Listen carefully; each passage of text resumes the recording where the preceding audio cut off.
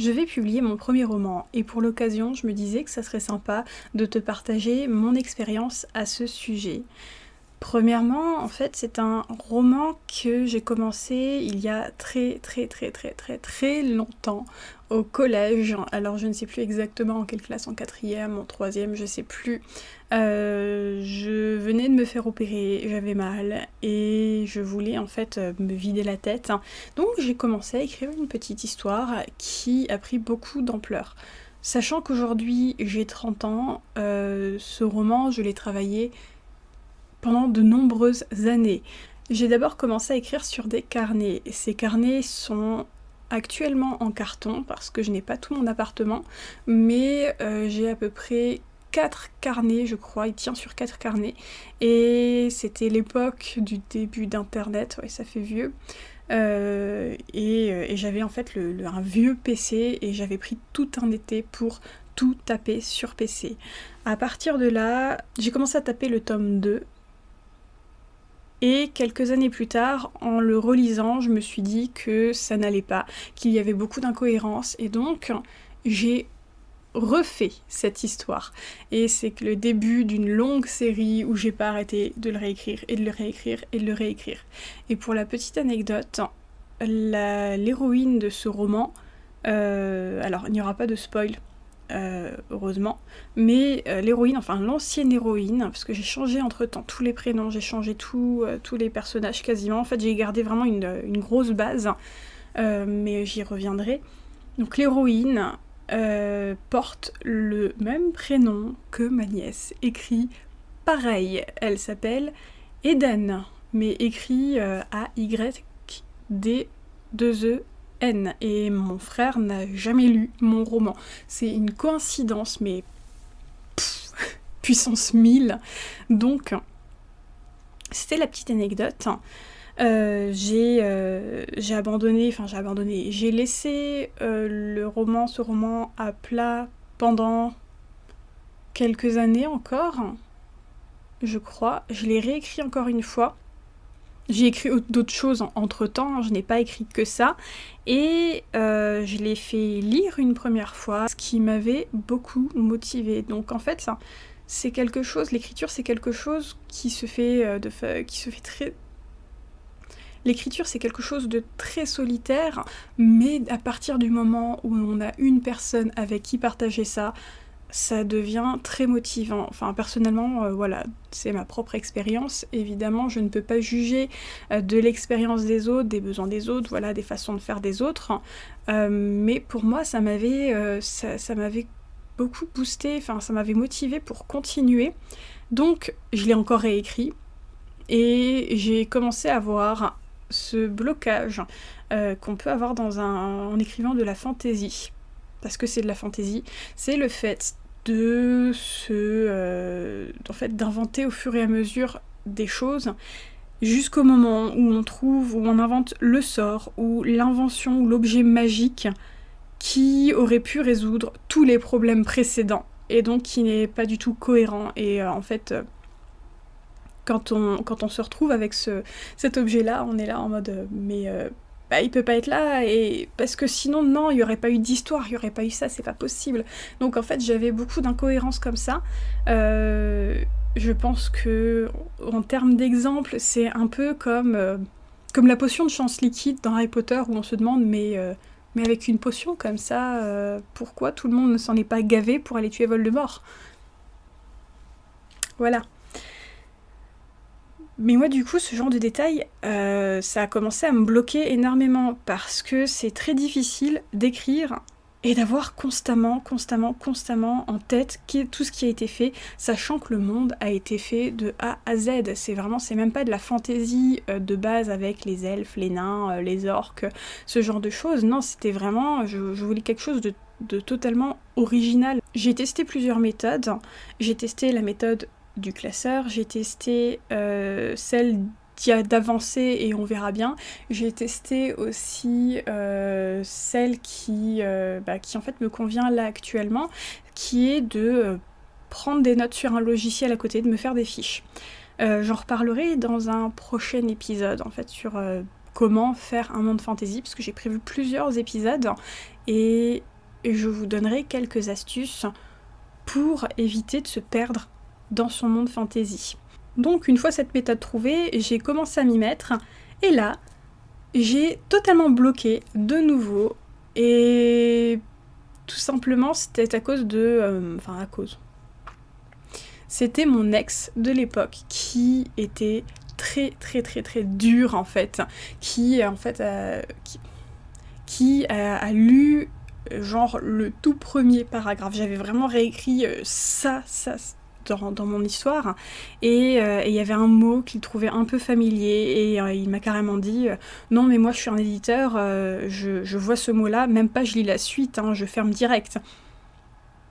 Alors sur le coup maintenant je me dis que non, il est pas éditeur, donc il peut pas savoir.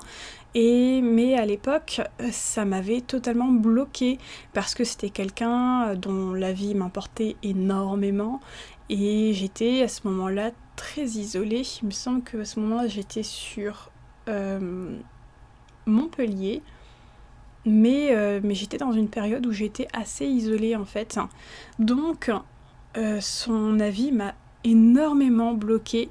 Je faisais attention aux moindres petits mots, je trouvais que c'était nul, je n'aimais pas mon style, enfin bref, je me suis énormément remise en question.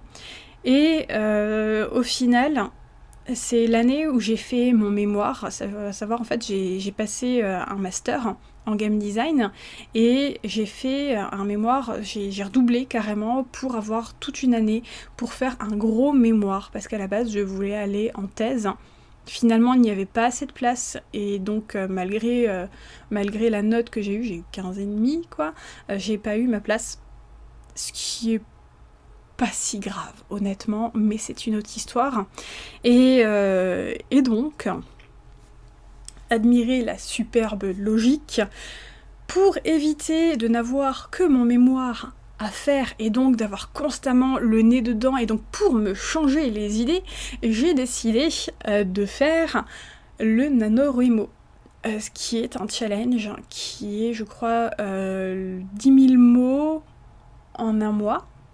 Je sais plus, il me semble. Oui, il me semble 10 000 mots en un mois. Donc voilà. Je sais que ce n'était pas la chose la plus sage à faire, mais pour ne pas avoir à écrire mon mémoire toute la journée, j'ai décidé non seulement d'écrire mon mémoire, mais d'écrire mon roman, mais un challenge, un rythme très soutenu. Donc voilà, j'ai passé mes journées à écrire. Je vous laisse imaginer mon état arrivé en décembre, parce que le nano était en novembre, et j'ai continué après le nano. J'ai même mis plusieurs mois en fait à finir, parce que j'ai fait bien plus que 10 000 mots, mais j'ai vite fait un surmenage. J'en faisais tous les ans à l'époque, et en fait j'ai arrêté seulement, enfin j'ai arrêté. J'arrive à ne plus en faire seulement depuis quelques mois à peine. Bref, c'était pas très malin, mais au moins ça a été fait.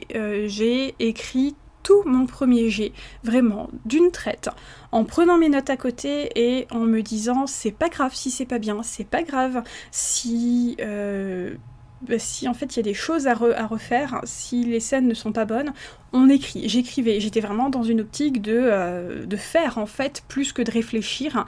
J'ai couché cette histoire sur papier, j'en avais assez en fait qu'elle soit tout le temps en réécriture. Là je m'étais dit c'est la dernière fois que je le fais, et après on arrête.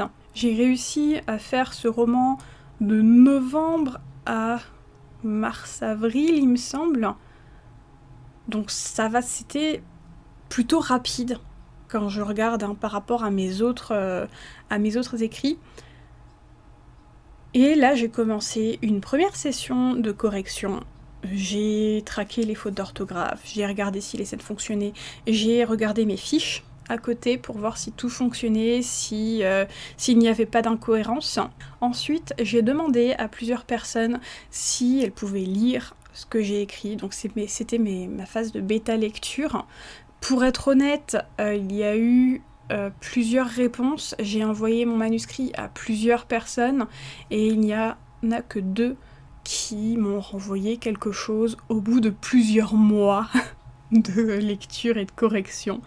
Mes bêta-lecteurs n'étaient pas tous... Enfin, disons qu'ils ont globalement aimé, et il y en a une qui a détesté mon héroïne, mais qui l'a détestée pour de très bonnes raisons. En fait, j'étais contente qu'elle ne l'ait pas aimée pour les raisons pour lesquelles elle ne l'a pas aimée. Ça paraît pas très logique dit comme ça, mais je suis partie du principe que je ne voulais pas faire une héroïne lambda où tout le monde pouvait s'y identifier, parce que ça a tendance, enfin ce n'est que mon avis encore une fois, mais je trouve que ça fait souvent des héros et des héroïnes très vides, très creuses, très lambda au final, pas très intéressants, et les personnages secondaires en général sont beaucoup plus travaillés, beaucoup plus intéressants, et donc je n'avais pas envie de faire ce genre de personnage.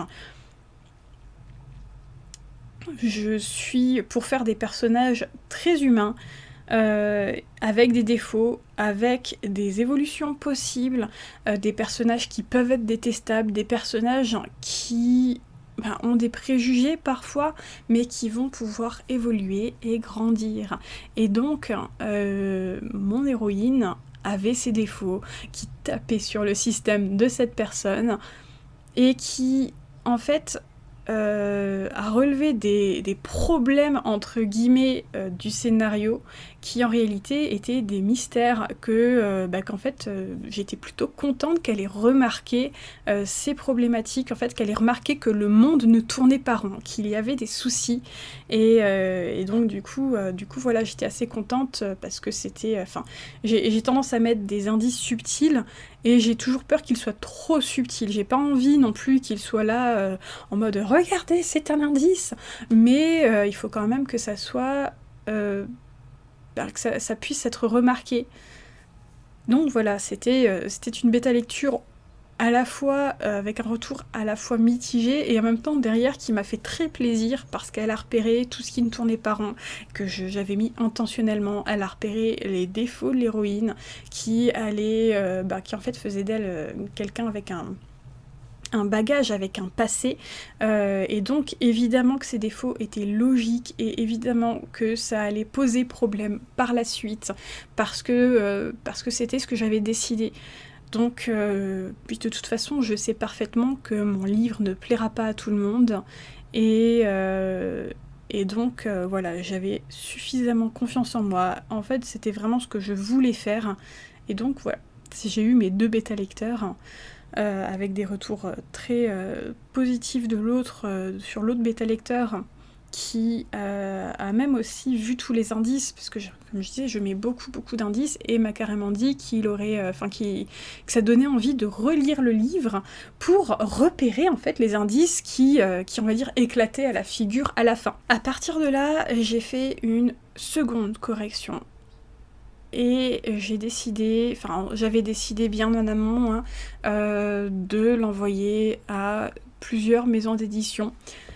J'ai pour cela cherché les maisons d'édition qui pourraient correspondre à ce que j'écris. C'est un conseil d'ailleurs. Si vous voulez envoyer quelque chose, regardez ce que fait cette maison d'édition. Vous ne pouvez pas envoyer...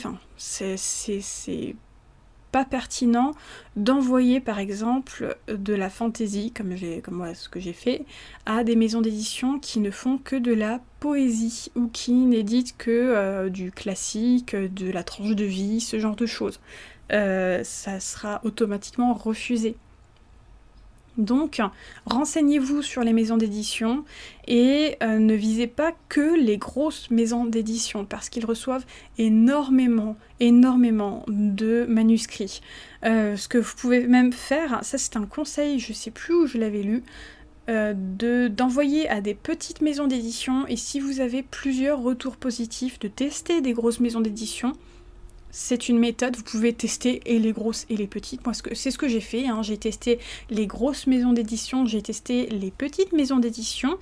Je me suis permis le luxe, on va dire, de regarder aussi en termes d'éthique, parce que je suis quand même assez sensibilisée à ces problématiques.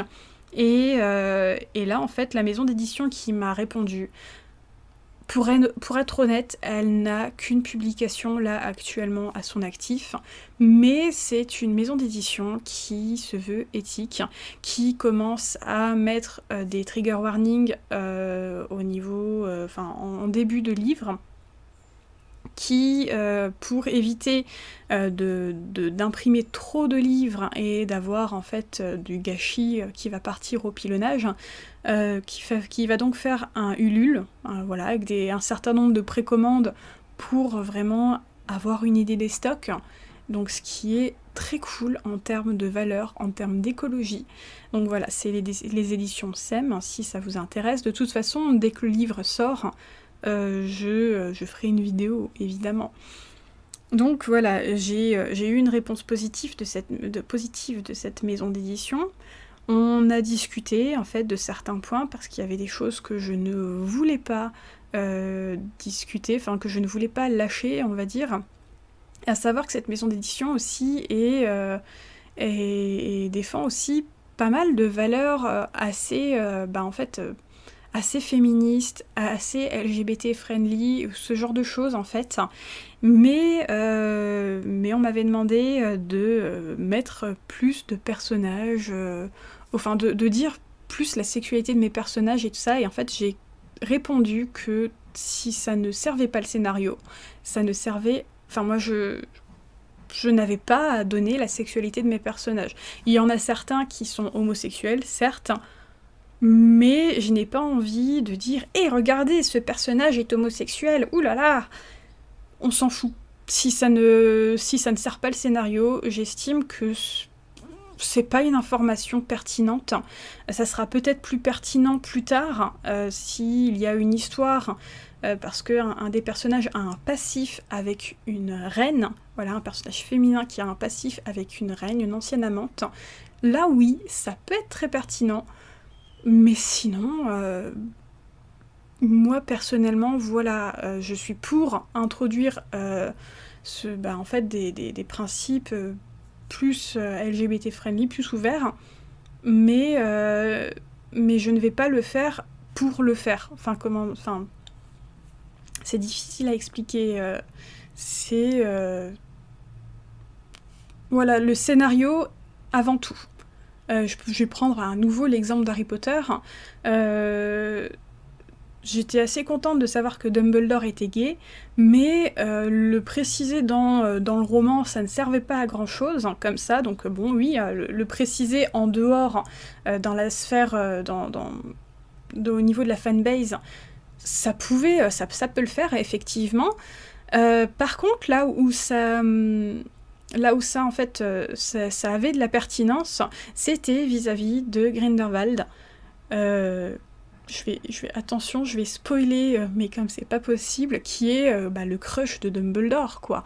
Donc ça explique énormément de choses, et là, ouais, c'est pertinent de parler de la sexualité et de l'orientation sexuelle d'un personnage. Donc voilà, j'en avais discuté, l'éditrice a été très compréhensive, et bon, du coup, on est parti sur une première recorrection, où là, il m'a été demandé de rajouter beaucoup plus de détails sur mon univers, qui, évidemment, en fait, quand on a le nez plongé dedans, il y a des choses qui coulent de source. Et en fait, c'est bien d'avoir un avis extérieur pour ça. Moi, ça m'a permis de voir que je devais rajouter plus de détails. Souci, c'est que j'avais très peur que ça fasse un effet Wikipédia. Vraiment, d'avoir en fait que ça me casse le récit par des... Alors, je déteste les trop longues descriptions, ça c'est une horreur, un truc que je déteste dans les livres en général, enfin dans les romans en général.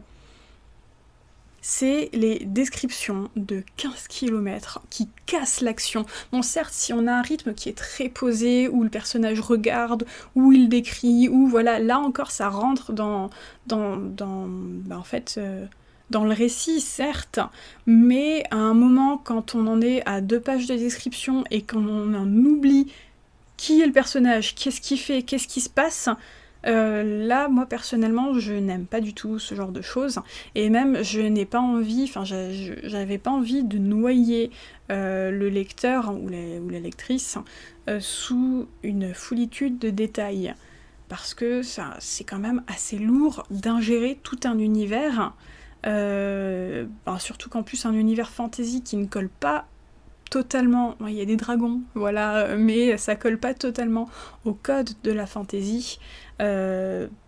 Donc j'ai trouvé une astuce pour régler ce problème. J'ai rajouté des fausses pages d'encyclopédie, ça colle très bien en fait au thème, étant donné que mon héroïne doit faire des encyclopédies sur le monde, et donc j'ai rajouté des fausses pages d'encyclopédie, j'ai rajouté des illustrations. Cette correction a duré 1 an. Bon, 1 an parce que j'ai aussi une vie à côté et qu'il s'est passé des choses, mais j'en ai eu, j'avoue, marre. J'avais vraiment envie que ça se termine. J'ai même complexé en me disant, mais est-ce que c'est normal que j'en ai marre? Est-ce que c'est normal que j'ai envie que ça se termine? Est-ce que finalement j'ai toujours le feu pour l'écrire, sachant qu'il y a des suites de prévues? Et puis bon, j'ai écouté des podcasts et j'ai regardé des vidéos sur d'autres personnes qui créent, qui font de la BD, qui font des livres et tout ça, et qui ont parlé aussi de cette période où on en a ras-le-bol, on a juste une envie, c'est que ça se finisse. Donc ça m'a beaucoup rassurée, et j'ai fini par faire toutes ces corrections. J'ai renvoyé, j'ai signé mon contrat en fait, hein, voilà. Et là, je viens de recevoir le 2e jet de correction à faire, qui est plus de la correction au niveau des tournures de phrases, des corrections de syntaxe, quoi. Donc, voilà où j'en suis actuellement. J'espère qu'il n'y aura pas d'autres jets de correction, mais mon but, ce sera quand même que le roman soit quand même le meilleur possible, évidemment. Donc, s'il y a d'autres corrections, évidemment qu'elles ne seront que bénéfiques pour ce roman. C'est l'occasion pour moi de faire une petite série de vidéos donc sur l'écriture, sur le scénario, mais pas que, parce que moi je suis coach en créativité. J'aide les femmes à libérer leur créativité, à se démarquer, à briser leurs limites, parce que oui, la créativité, ce n'est pas que faire joli, c'est pas du polish, c'est très très très très important. Et mine de rien, ça permet d'avoir beaucoup plus d'indépendance et de liberté dans sa vie. Donc ça, c'est mon métier. Je suis aussi illustratrice, BDaste, auteure donc. Et donc voilà, c'est très varié, mais en même temps c'est tout autour de la créativité, et je vais bientôt commencer un jeu vidéo pour aider à développer cette créativité, parce que voilà, j'ai un master en game design, hein, je l'ai dit tout à l'heure, et donc voilà. Si vous avez des sujets que vous voudriez que je traite, des sujets sur l'écriture, sur certaines phases, sur comment faire un univers de fantasy, de toute façon ça je vais le traiter. Le personnage, je vais le traiter aussi, mais bon, si vous avez des sujets qui vous viennent à l'esprit, que vous voudriez que je traite, dont je parle, n'hésitez pas à me le dire en commentaire. Si cette vidéo vous a plu, likez, abonnez-vous, activez la petite cloche pour être averti des prochaines vidéos, à savoir que je fais aussi des vidéos de bullet journal, que je montre aussi mon carnet de croquis en expliquant un petit peu tout. Et que j'ai prévu énormément d'autres vidéos, voilà, sur cette chaîne. Je vous laisse en description mon Instagram, où je mets énormément d'illustrations et d'astuces pour développer sa créativité, d'astuces aussi développement personnel. Je suis très axée sur la bienveillance en général, et donc du coup c'est assez important pour moi. Donc voilà, je traite de sujets qui me tiennent beaucoup à cœur, hein, et je les développe un peu plus sur mon blog, que je mets en description aussi. Et si vous voulez me soutenir pour que je puisse continuer à faire ce genre de contenu, n'hésitez pas aussi à faire un tour sur mon Tipeee, que je vous mets en description. Sur ce, passez une merveilleuse journée.